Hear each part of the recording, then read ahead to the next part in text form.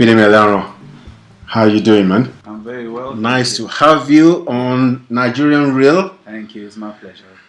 Fantastic having you. Now, who is Bidemi Alaran? So many people would like to know who Bidemi Alaran is. Bidemi Alaran is an entrepreneur. He's an entertainer. He's an actor. Um, he is a producer, a film producer.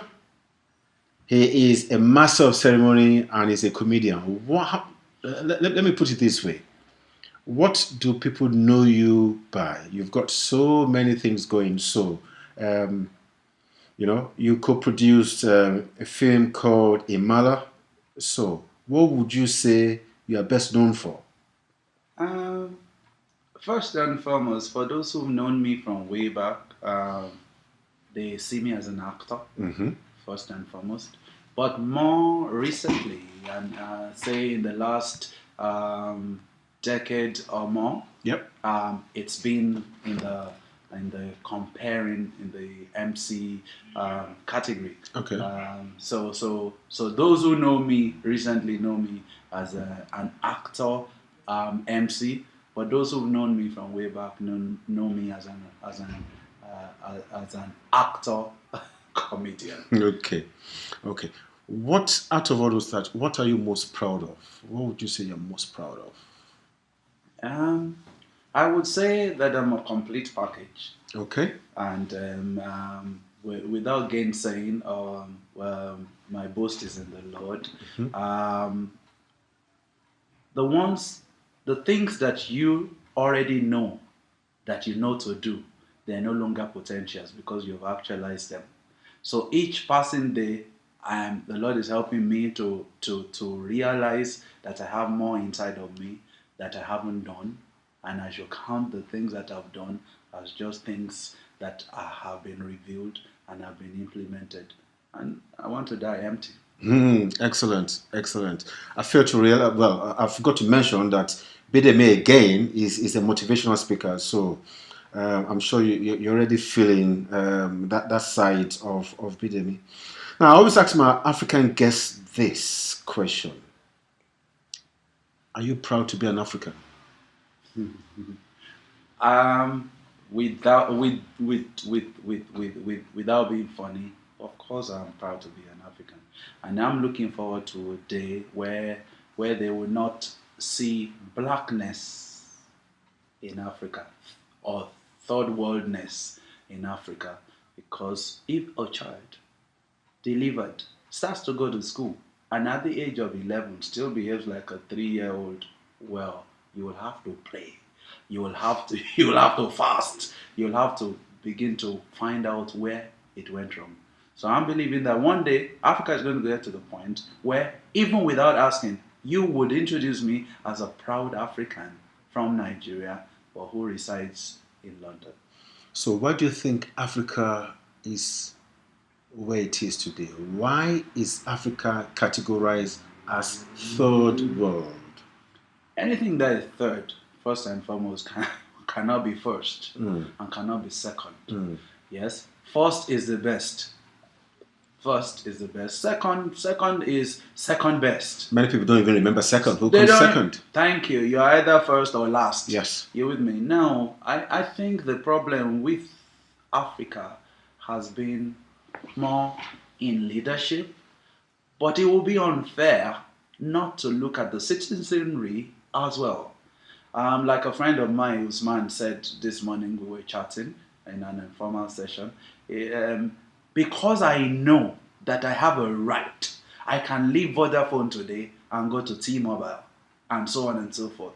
But in Nigeria, in Africa, sorry, not to be specific, in Africa, we just believe that the leader has the ultimate right, which is not so. The only person who has the ultimate right is the supreme being, that is God.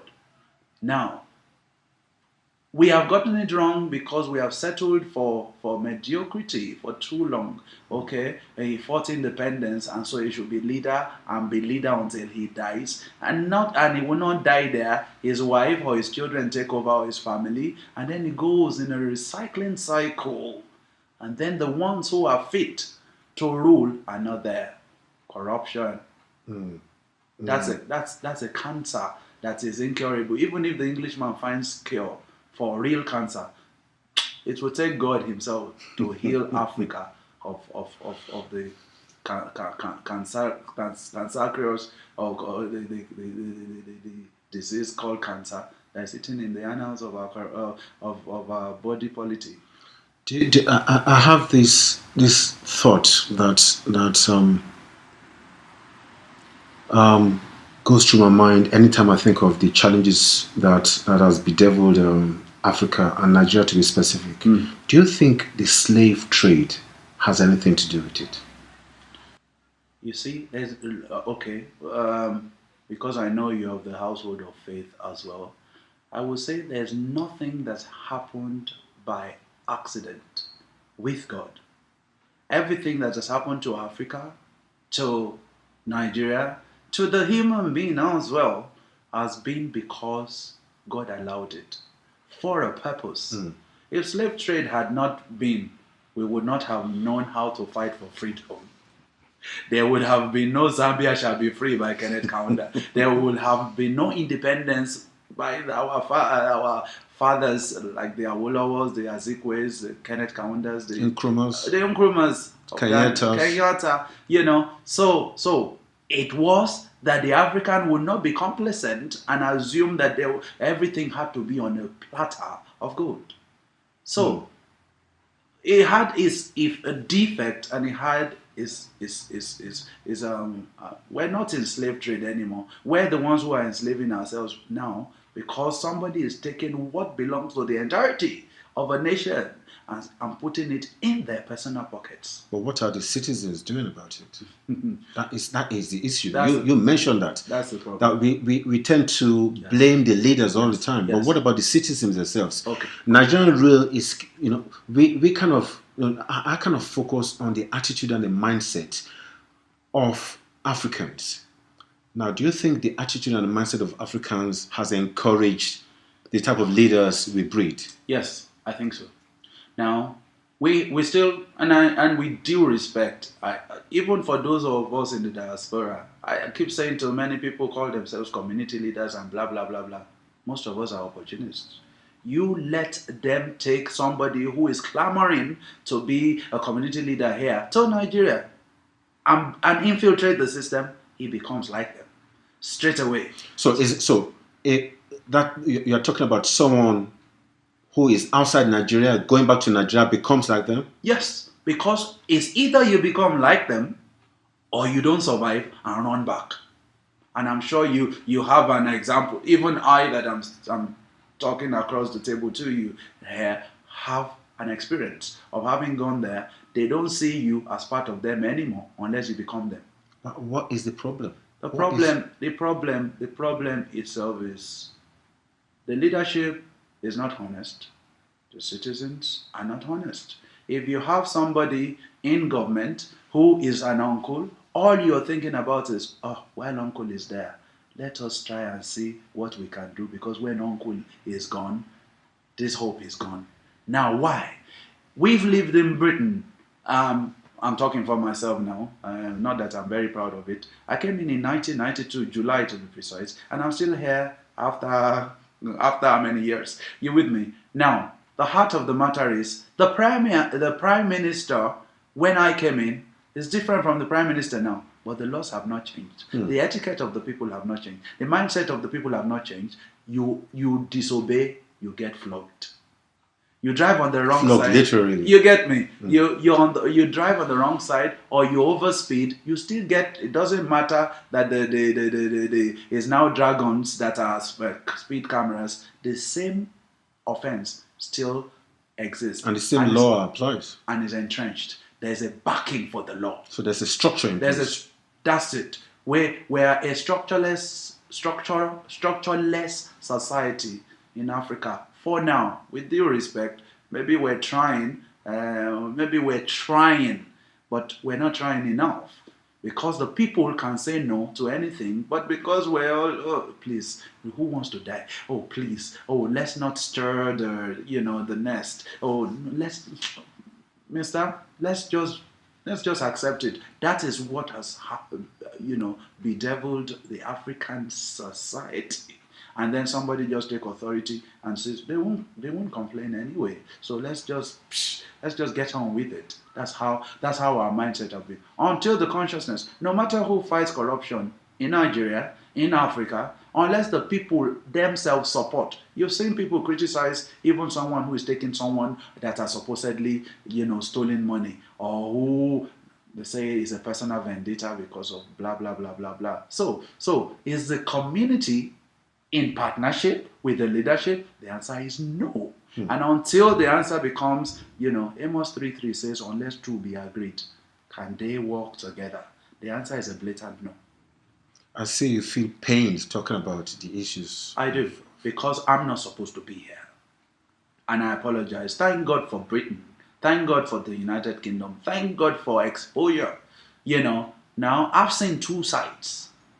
I would still prefer to be in my domain. Yes, go abroad. That was what it was. Go abroad. Broaden your on holiday. horizon. Yeah. Why won't people from here go to Nigeria on holiday, peradventure? Why would it be? Even when we and broadcasters as well, Mr. Jide Salu, when you're writing a story and you're saying that somebody takes off, after he's done well, he sends his children abroad for studies. Why wouldn't the story be? He sent his. We went to Ife. Ife was a good university. We're still proud to say, I'm not sure whether it's still great, but it was great in our time. So what happened to the good old days? Okay. Nigerians, Africans, we are very, very eloquent when it comes to narrating, the issues, the problems, the challenges. In your own opinion, what would you prefer as a solution? Without sounding stupid, I think we need a management committee, yes, of expatriates and expertise from abroad that will sit our judiciary down and say, you know what, yes, you'll be making laws in error, by accident, but this is how they make laws. Yes, first and foremost, yes, they say that our politics is the most expensive in the world. Come on, where do we get the money from? The member of assembly is getting more money than the president of America. Hello, they should make politics. Hello, they should make politics either part-time. Yes, or you must have arrived, as in tested in your business and excelled, for you to then go and serve, so that it is less attractive. When it is less attractive and the people who go there then go, then this person has a heart of God and a heart of humanity to serve such humanity. Okay, you are talking about from the leadership point of view. What about from the citizenry point of view? From the citizenry point of view, until the common man on the street understands that what is wrong is wrong, and you don't need anybody looking. You don't need to look at your back whether somebody is looking at you before you do a good thing. Yes, then that culture would there's something called cascade. It will spread through the ranks and files, and it becomes a habit. It becomes a habit. You can't park on the double yellow in England. If you're testing faith, they will put a signboard and say, lead us not into temptation. You with me? You cannot, because without anybody telling you, you can't park on the yellow. That is the law. Irrespective of your title, status, or whatever, or sex. But in Africa, let me not be personal, so lest I be accused of racial discrimination. You can park anywhere, and if they catch you, you can settle yourself. Okay. Let's lighten the mood a bit. Yeah. So you're a comedian. I even tend to forget that you're a motivational speaker. I know you're an actor, an entrepreneur. What did you, when you were growing up, what did you want to become? What was your dream? I wanted to be a lawyer. was in Africa, where we come from in Africa, every son or daughter has to be a lawyer or a doctor or an accountant. But now, seriously. So you wanted to become a lawyer? I didn't want to be a lawyer because they wanted me to. As a matter of fact, my grandfather, God rest his soul, yes, my greatest mentor, because I have a story. Bidemi means born in the absence of your father. I was just about to ask you that. Bidemi, okay, means born in the absence of your father. Now okay. there are two interpretations to that. Your father may be abroad when you were born, which is what happened, or your father may be non-resident. Okay. So born in the absence of your father any which way, and that's the story in Himala. That's the film. That's a movie, okay. Himala. Now, where was I? So you wanted to become a lawyer. Yes, but my grandfather, whom I respected so much, he's the one who I grew up with because my father was abroad. Said, "Ọmọ mi kankan ò ní jẹ́ òpùrọ́." What does that mean? Meaning, none of my own children will be a liar. I said, Grandpa, lawyer Nimoso. He said, yes, I know, but the lawyer will sell your lie to become a truth. So that myopic as it might seem, I mean, I was still deterred to be the lawyer, but I did. I finished secondary school in 1981. I was waiting to become a lawyer until 1984. When everybody had entered into university, I just said, you know what, let's leave this law. I didn't make enough points to go direct entry or even JAMB. So even when I went into IFE, I went in order to change. But afterward, I just felt even if I became a lawyer, I would still have been a dramatic lawyer. Okay, so the drama, the entertainment, the showbiz part of you has always been. Has always been. Did your parents recognize that? They did. Did they try to encourage it or did they discourage it? In our time there was no guidance and counseling. so if you said, "Oh, what did you want to become?" and you said, "I used to say professor when I was very young." I didn't know. I just knew a professor was a big person, but. No, you know as well as I do. In our generation, no father will have been happy for you to say you wanted to become an entertainer. What? but thank God, because if we knew where we were going, we would not tarry, to get there. And that's. Everybody wants to get into the showbiz, wants to become an entertainer right now in Nigeria. Yes. Do you think that's a good thing? It is not a good thing because it's a good thing and it's not a good thing. Okay. It's a good thing if you have a natural talent. Yes, to the glory of God, I have, inside of me, I knew even from birth, I know God had a purpose for where I was going to end. Wherever I went to. You've always known that? I always knew, but I didn't know that this is what it meant. Okay. Now, for those in Nigeria, it's good because now it has brought, money, it has brought notice to Nigeria and Africa, the talents that are bound.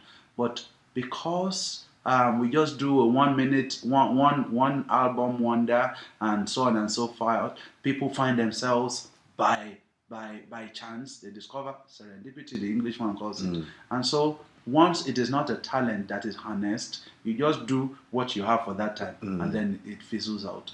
But if it's a genuine calling, you will hear the type of songs, the type of music, you will know that they're not endangering any species, any generation at all, and God is glorified. Okay, what motivates you to succeed? The father always prays that his son will be better than him. My dad was better than my grandfather because my grandfather was a farmer. He was very close to the late sage Obafemi Awolowo. Okay. As a matter of fact, if his own parents had plenty money, he too would have probably gone. But he became a bicycle repairer, very notable in Abeokuta, Ogun State. Then my father came on board and he, coming from abroad, worked for Philip Morris, and then became a politician in Ogun State, had a bakery, had a cold room, and got to the high echelon. But to the glory of God, my grandfather and my father, their fame did not go past Ogun State. Or maybe Lagos. But to my boast is in the Lord. Now, where they've not heard my father's name, somebody has heard mine. Now, not only because of what I have done, but because there have been more channels to sell what I do. I've been to Malta, I've been to the United States, I've been to other parts of Europe, Dublin, Holland, Italy. I don't think my father knew about those places, but he didn't get there because he didn't have to. Now, so every time I remember that God gave me this talent, and I know somebody is listening here, there have been times I've done anchoring for people for free because I know it's a talent, and this is my own ministry. Yes, you will not ask a pastor to go and name a child and he says you must pay me because that is his office. This is my calling. And I can say to the glory of God, the weddings that I've had the privilege to anchor, yes, 99% have stood the test of time. That's a testimony. Okay, so how for someone out there watching and watching you and believes, how would someone recognize the talent you have? It is God that puts the talent there. So a closeness to God would help. Okay. But more importantly, a man discovers himself. There's something called quest motive. That is a man in search of himself. Yes. You must be able to say, look, they say I should do physics, chemistry, biology. Very good. But am I good in physics, chemistry, biology? Okay. What is the alternative? What do I know to do? Why don't I harness what I know to do instead of wasting time running after, but you must come to an agreement with whoever your mentor is to say, okay, this is where I'm seeing that my strengths are. And then you polish the strengths and ask God to better it for you. Brilliant. Who would you say your hero is? I've been through so many tutors, Professor Wale Soyinka, Olarotimi, Professor Femi Oshofisan, and so on and so forth. I cannot but thank God that I met such people, and in so doing, I'm not boasting now, but when we were in Ife, we believed that we were in the only school that existed. Why? Because you knew that you did things to the point.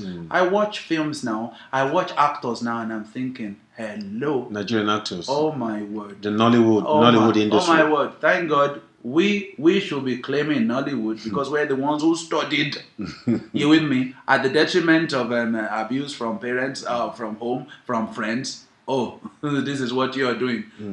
But now everyone's gone in there where I won't go to the bank and tell the banker how to operate, but someone goes into my field and exploits it because once you have money.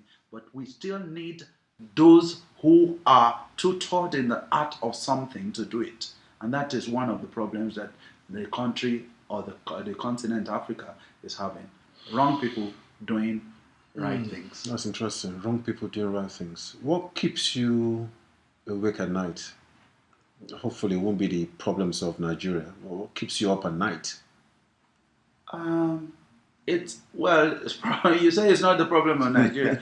if I had my way, I would I would pray that Nigeria changes faster than it is now, because and by God's grace it will happen.